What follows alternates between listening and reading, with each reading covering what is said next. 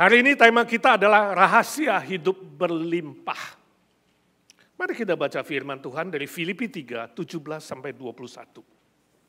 Rahasia hidup yang berlimpah. Filipi 3, 17 hingga 21. Mari kita membaca bersama-sama. Saudara-saudara, ikutilah teladanku dan perhatikanlah mereka yang hidup sama seperti kami yang menjadi teladanmu. Karena seperti yang telah kerap kali kukatakan kepadamu dan yang kunyatakan pula sekarang sambil menangis, banyak orang yang hidup sebagai seteru salib Kristus. Kesudahan mereka ialah kebinasaan. Tuhan mereka ialah perut mereka. Kemuliaan mereka ialah aib mereka. Pikiran mereka semata-mata tertuju kepada perkara duniawi. Karena kewargaan kita adalah di dalam sorga. Dan dari situ juga kita menantikan Tuhan Yesus Kristus sebagai juru selamat. Yang akan mengubah tubuh kita yang hina ini. Sehingga serupa dengan tubuhnya yang mulia. Menurut kuasanya yang dapat menaklukkan segala sesuatu kepada dirinya. Saudara, saya melihat dari sebuah sumber yaitu TikTok, ada sebuah video yang cukup berarti yang bisa membuka pikiran kita pada pagi ini. Mari kita saksikan bersama.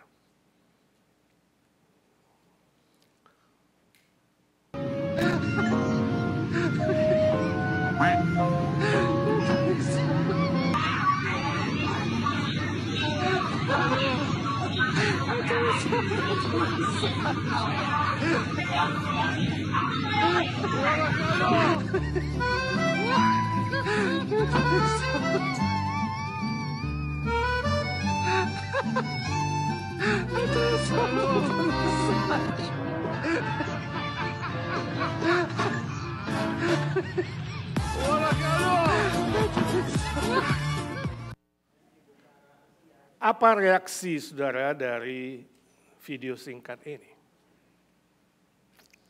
Ya.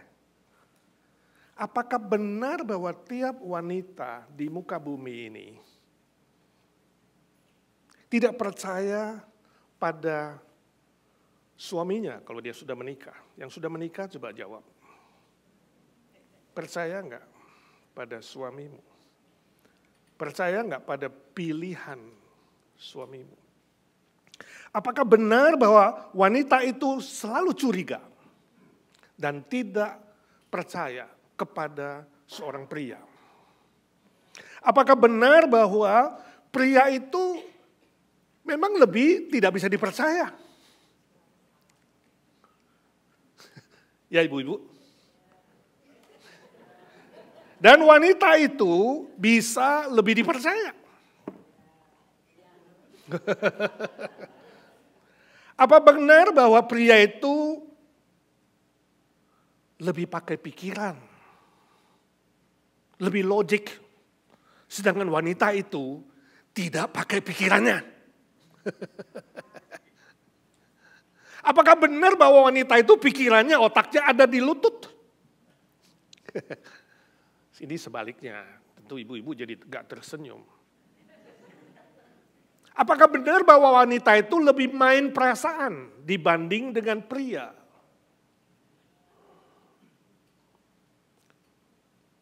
Apa jawabannya? Setuju ibu-ibu? Manggut-manggut, bapak-bapak? Jadi kadang-kadang suami juga marahin istrinya, kamu itu ya gak pakai otak. Saudara, jawaban dari semua pertanyaan itu adalah salah. Alkitab dengan tegas berkata bahwa wanita dan pria sama saja di hadapan Tuhan adalah manusia berdosa.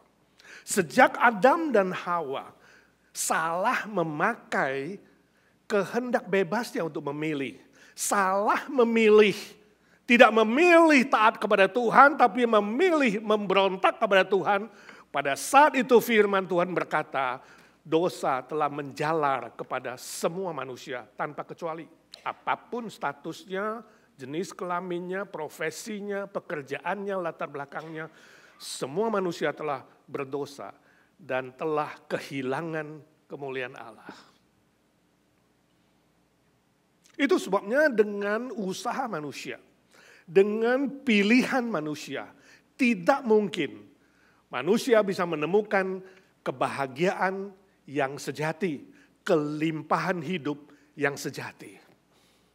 Tidak heran di dunia ini ada berbagai macam cara dan model manusia untuk mendapatkan kebahagiaan dan kelimpahan berkat itu.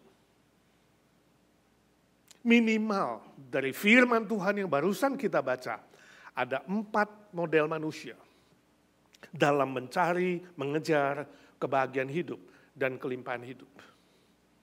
Model pertama adalah mereka yang orientasinya pada kepuasan jasmani. Ayat 19 ada muncul istilah, Tuhan mereka adalah perut mereka. Ini menunjuk pada manusia yang menganggap, mengira bahwa kebahagiaan hidup dan kelimpahan hidup itu datang dari hal-hal jasmani. Ditentukan oleh kepuasan jasmani. Nah, orang-orang sedemikian dalam hidupnya menghabiskan waktu untuk apa? Cari makan yang enak, yang mewah-mewah, minum-minum, dansa-dansi, ya. Mencari kepuasan seksual atau kepuasan kedagingan lainnya. Mereka mengira dengan itu bisa lebih bahagia. Hidupnya bisa lebih berlimpah. Kalau dia makan di restoran yang lebih mewah, dia merasa, saya lebih hebat, lebih bahagia dari mereka yang makan di kaki lima. Kalau mobil saya lebih mahal, berarti harga diri saya, kebahagiaan saya itu lebih tinggi dari mereka yang pakai bemo. Bemo, bajai. Bemo zaman saya, sekarang nggak ada bemo, saudara. Ya, di sini apa? Ojek Indonesia. Ya. Itu sebabnya mereka mengejar dan mencari. Makan di mana ya hari ini ya? Kayaknya udah bosen semua ya. Ada lagi gak yang lebih baru, lebih aneh? Makanya kalau di Tiongkok itu zaman dulu, si tukang masak chef itu harus terus memikirkan hal-hal yang baru untuk rajanya. Supaya raja terus merasa bahagia. Dan merasa hidup yang mewah. Diciptakanlah macam-macam. Ya kan? Kaki ayam dipotong, dimasak, dibilang apa? Kaki merak. Ya kan? Sekarang kita juga suka fong chow, padahal itu kaki ayam. Dibuat nama-nama yang bagus-bagus, ya kan? Sekarang juga ikut-ikutan, ada restoran yang macam-macam. Di Indonesia ada nasi gila, ada rawon setan. Kepuasan jasmani. Berapa tahun lalu di Seattle ada berita bahwa seorang ibu karena begitu suka makan buah apel, dia menghabiskan satu hari itu 40 buah apel. Dalam berbagai bentuk, apel mentah, sup apel, kue apel, ya, kue kering apel, bolu apel, segala sesuatu yang berbentuk apel, 40 butir. Kemudian dia kolaps, dilarikan ke emergency room, gawat darurat. Untung tidak mati, keracunan buah apel. Hal jasmani yang kau kira bisa memuaskan kamu, pada ujungnya akan menjadi racun yang mematikan. Saya punya seorang teman di Jakarta, papanya sakit jantung, serangan jantung. Dilarikan ke rumah sakit, dirawat, papanya itu hobi makan babi panggang, saudara. Bayangkan begitu udah ditolong, hari berikutnya udah lebih baik, makanan pertama yang dia minta adalah babi panggang. Begitu ngotot, walaupun sudah dinasehati, saudara, tetap dia gak bisa hidup tanpa babi panggang. Anak-anaknya menyerah dan membelikan kepada dia. Dia bilang mungkin makanan saya terakhir. Ya, bisa lebih bahagia, dikasih babi panggang, saudara. Hidup yang gak lama, kemudian meninggal dunia.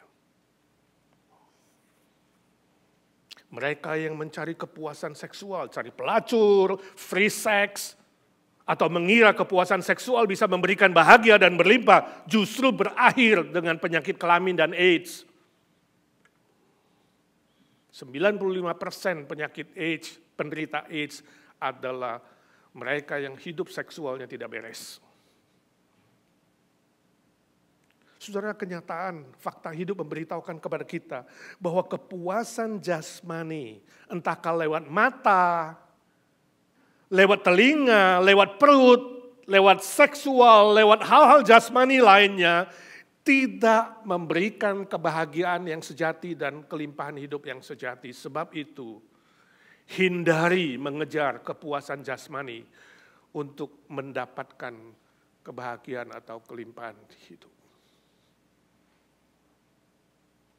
Yang kedua, mereka yang orientasinya pada harta benda. Ayat 19 juga muncul istilah pikiran mereka tertuju kepada perkara duniawi. Pikiran adalah pusat manusia. Manusia memakai pikirannya untuk mengejar harta benda, hal-hal duniawi. Mereka ini menganggap bahwa kebahagiaan hidup itu datang dari kekayaan duniawi. Kekayaan duniawi menjadi ukuran kalau hidupnya lebih bahagia atau lebih berlimpah. Tidak heran orang-orang sedemikian mati-matian, tak setengah mati, seperempat mati, mati-matian mengejar kekayaan dunia. Uang, harta benda, kemewahan hidup, ya, perhiasan, harta apa lagi yang bisa saudara sebutkan dan yang memang ada di bumi ini.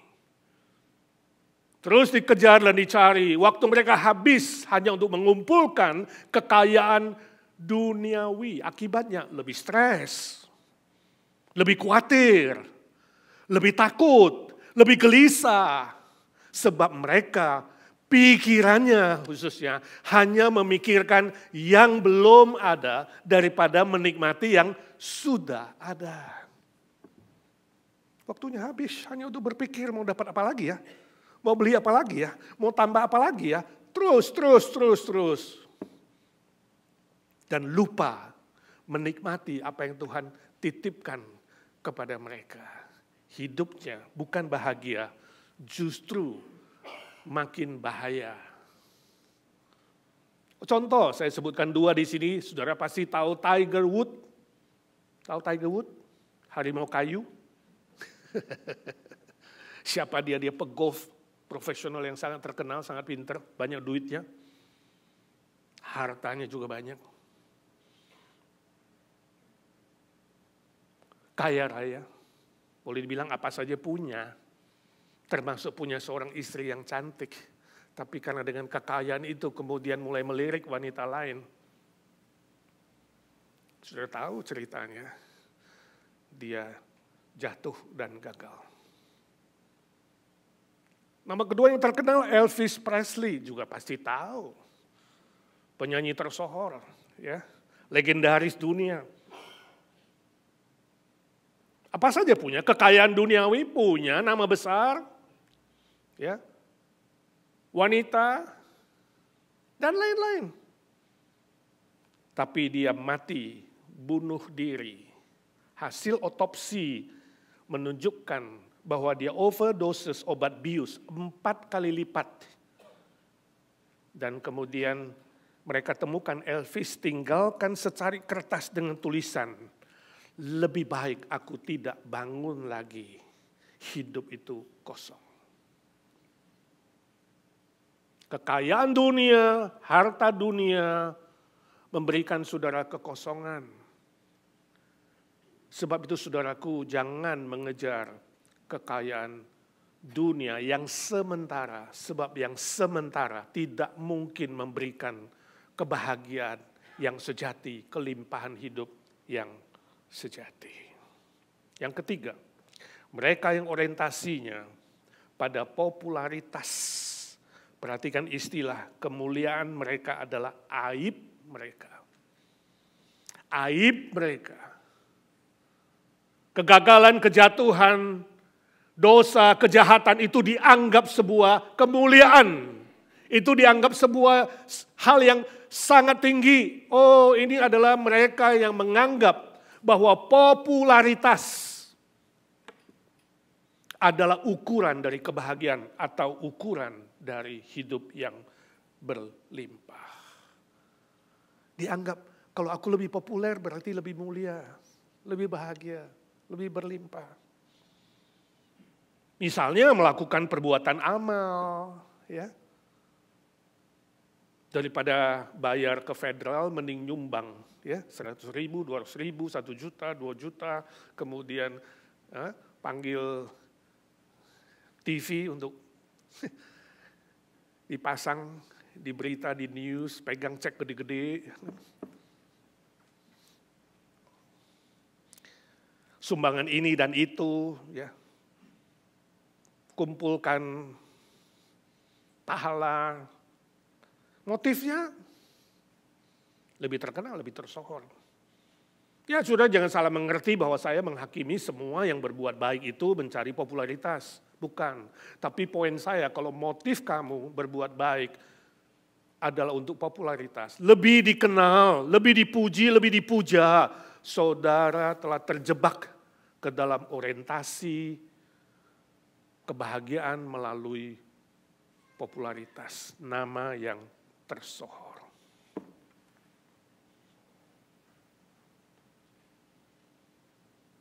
Model hidup yang begini, saudara, akan jatuh dalam dosa kesombongan. Dan Alkitab mengatakan mereka yang sombong dan tinggi hati adalah kekejian bagi Tuhan.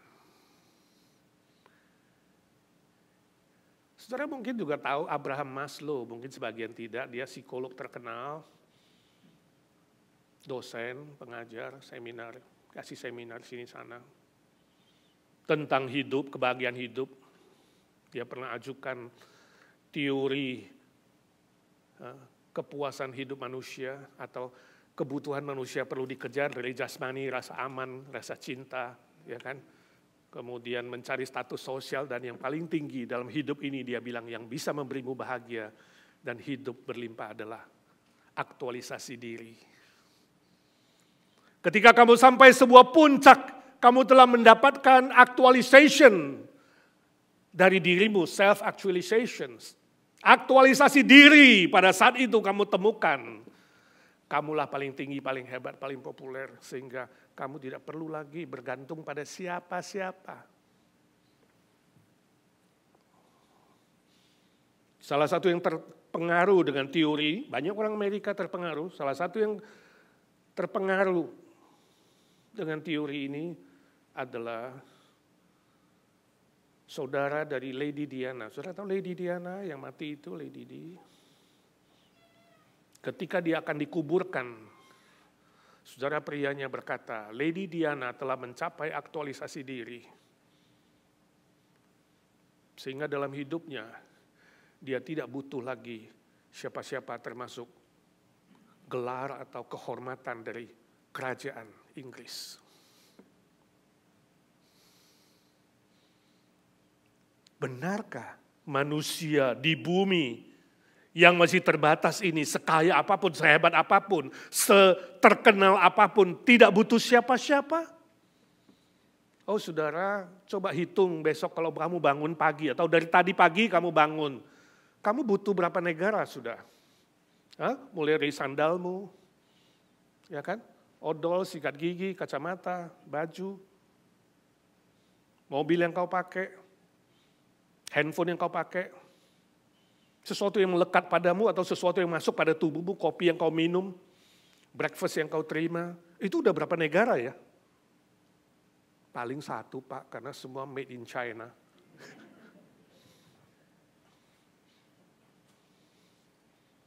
Tapi tidak mungkin seorang manusia yang terbatas di bumi ini tidak butuh siapa-siapa. Apalagi kalau kamu mengatakan, aku tidak butuh Tuhan, itu lebih keterlaluan saudara. Kalau engkau hanya mengejar popularitas, lebih dikenal, lebih dipuja, lebih ditinggikan, lebih mulia. Ingat, kau akan jatuh dalam kesombongan sekaligus kekosongan dalam jiwamu. Sebab apapun yang di dunia ini, perhatikan, apapun yang di dunia tidak bisa memuaskan roh jiwamu. Seperti ada ruang kosong tersisa. Sebab kita diciptakan memiliki roh yang kekal. Jiwa kita itu kekal. Mana mungkin dengan yang sementara bisa memuaskan yang kekal. Pasti bunyi kalau sesuatu masuk, pasti ada klik, klik, klik, klik, dia kalau jalan. Siapa yang bisa mengisi ini? Raja Salomo mengatakan, hanya pencipta langit dan bumi. Ingatlah Tuhan penciptamu pada masa mudamu. Hanya Tuhan sang pencipta ketika masuk dalam hatimu, itu baru klop, klik. Pas, sebab yang kekal harus dipuaskan oleh yang kekal, bukan yang sementara. Mungkin sudah juga kenal sebuah nama, Janis Joplin. Ini adalah rocker wanita pertama di Amerika yang sangat terkenal. Penyanyi rock pertama terkenal. Dia berhasil mencapai popularitas yang tertinggi. Dia dipuja-puja, dia kaya raya, ada segala kemewahan, tetapi hatinya kosong. Dan akibatnya dia bunuh diri. Joplin juga tinggalkan sebuah kertas catatan. Demikian bunyinya, hidup ini hanya seperti itukah? Tanda tanya. Dia mengajar terus sampai paling top. Oh, cuma beginikah? Dia merasakan kekosongan itu. Popularitas tidak membuat dia lebih bahagia dan lebih berlimpah. Dia membunuh dirinya sendiri. Saudara, jangan mengejar popularitas, kemuliaan dunia yang fana dan yang palsu. Yang terakhir, yang keempat. Mereka yang orientasinya pada kerajaan sorga, ayat 20. Istilah warga kerajaan sorga. Ini menunjuk kepada manusia yang sadar bahwa kebahagiaan hidup dan kelimpahan hidup bukan dari hal-hal duniawi, tapi sorgawi. Warga kerajaan sorga menunjukkan mereka yang membutuhkan Tuhan. Sadar bahwa hanya Tuhan yang bisa memberikan kebahagiaan dan kepuasan itu. Orang-orang begini adalah orang yang rendah hati dan hatinya terbuka untuk menerima Tuhan Sang Juru Selamat. Tidak heran Yesus berkata dalam Matius 6:33, carilah dahulu kerajaan Allah dan kebenarannya, maka segala sesuatunya ditambahkan kepadamu. Bukan hanya diberikan, saudara, ditambahkan. Ini sejajar dengan Yesus mengumumkan di Yohanes 10 ayat 10. Akulah gembala yang baik.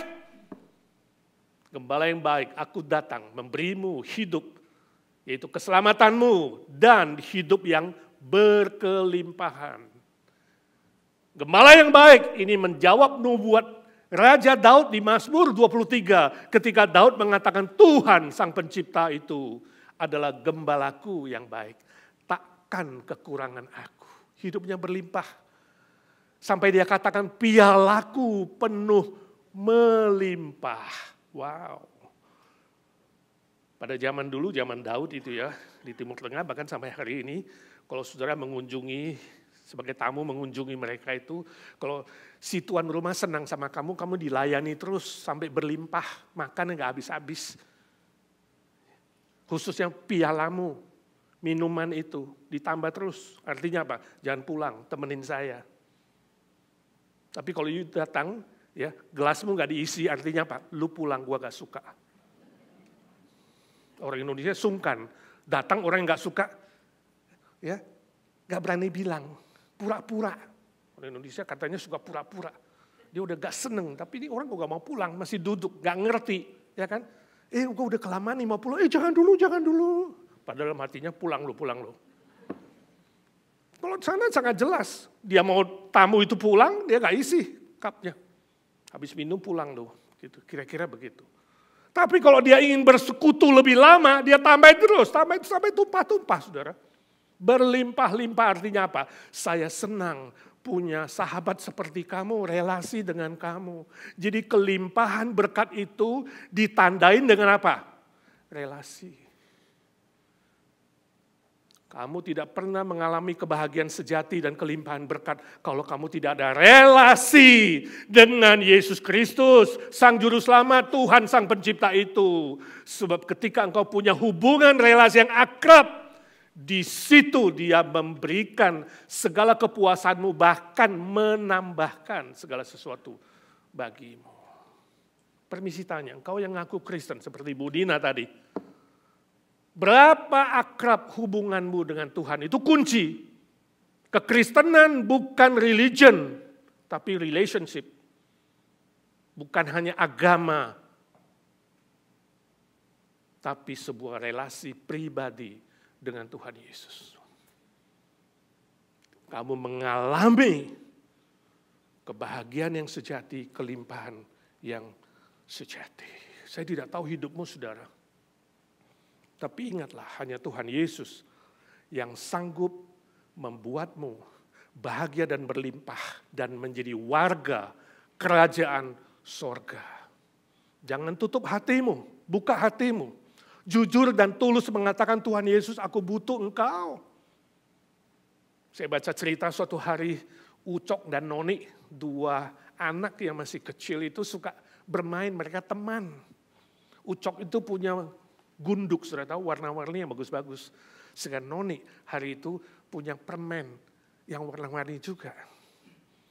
Ketika mereka main, kemudian Ucok bilang, kita tukaran yuk. Aku kasih gundukku yang bagus-bagus, indah-indah buat kamu, 5 biji. Kamu kasih aku permen yang warna-warni yang paling enak, juga 5 biji. Lalu Noni mengatakan, ya aku setuju. Noni langsung pulang ke rumahnya, dan dia keluarkan permen yang paling indah, paling enak, paling cakep, paling disukainya. Ucok pulang ke rumah juga. Dia pilih gunduk yang paling jelek. Yang dia tidak mau.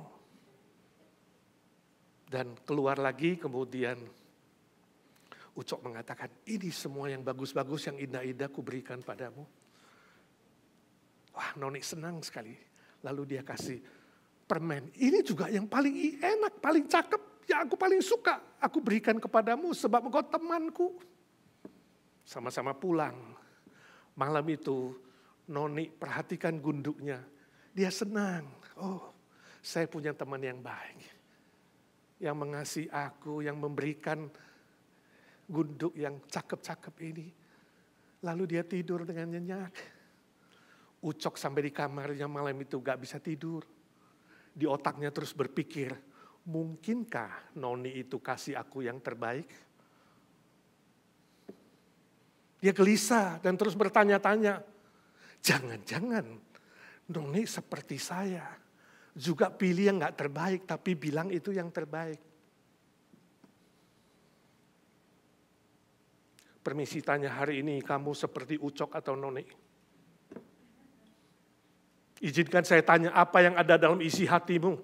Jangan kamu tutupi Tuhan, gak bisa dibohongi.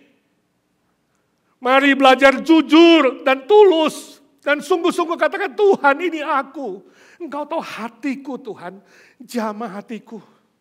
Ubah aku Tuhan.